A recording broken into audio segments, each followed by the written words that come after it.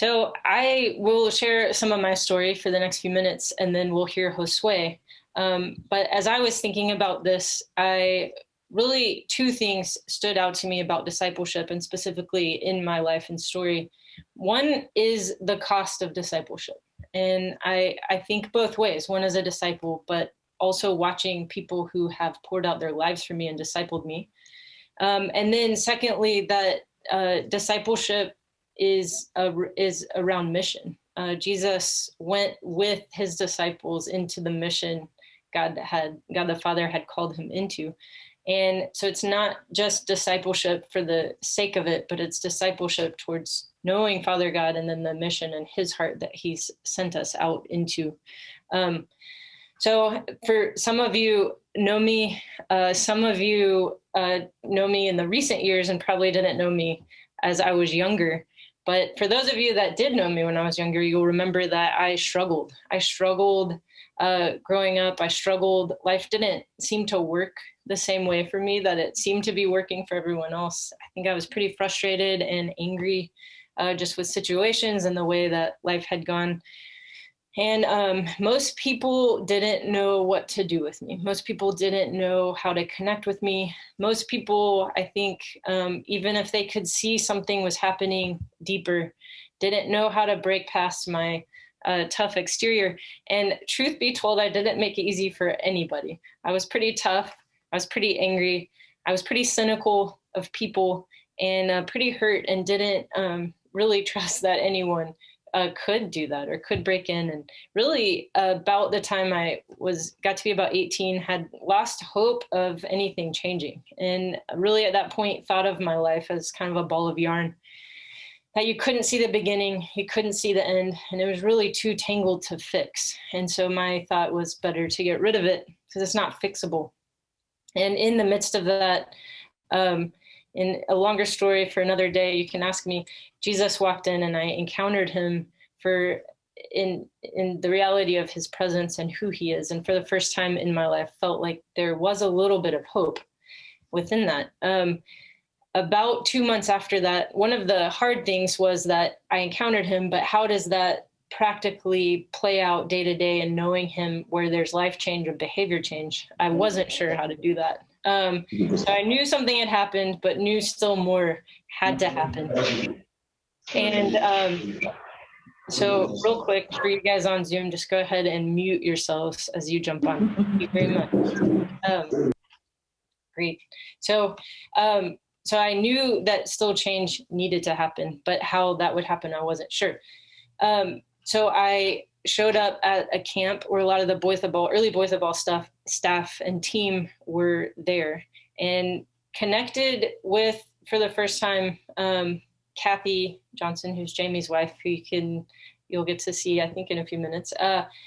And with Jamie, and throughout the week began talking to them just about what was happening, and found in them people who both had gone through hard things, but then had learned the ways of the Lord in how to practically walk out a lot of this into knowing Jesus and seeing him change lives. And so that was so helpful. And that began a process of discipleship with Jamie and Kathy specifically, but then a lot of the Boy with the Ball team that was around. That's why I would say the second part is really discipled into mission, because from the beginning, it was never just about me or what was happening in my life. But from the beginning, it was come with us into what we're doing, into the mission. What are you doing tomorrow night? Come with us here. Come play basketball on the South Side and see the power of God move in the lives of people that are around. As he's touching my own life, I was watching that he was touching people around me.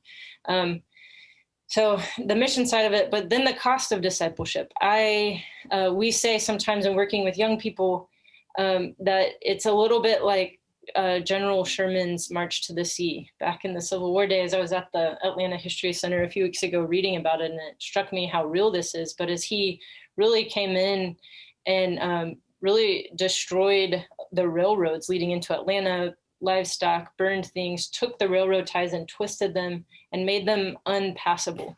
And we talk often that with young people, what the enemy's doing from a very young age is destroying. He's out to still kill and destroy, but he's very good at it, and he's destructive in taking people's hearts and twisting them in a way that most people are not willing to pay the price to recover, and to walk with people in a way that will watch Jesus undo those railroad ties and lay them flat again. And I can say that is definitely my story, but I watched Jamie and Kathy and their family. I think they have 3 kids who a lot of you know, and a lot of us get to be around and are friends.